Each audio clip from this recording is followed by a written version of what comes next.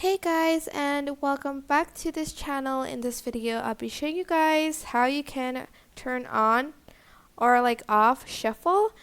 On Spotify, sorry. um so I have shuffle turned on.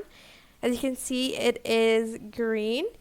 To turn it off, just click on the shuffle icon again and it's just going to turn off. You can also do it up here, I think, on playback.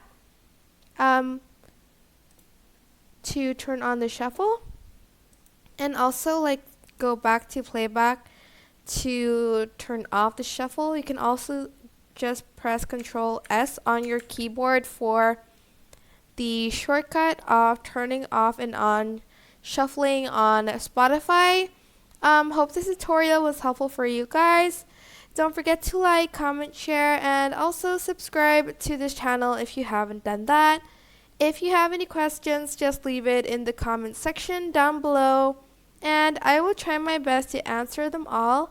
Thank you so much for watching. Bye!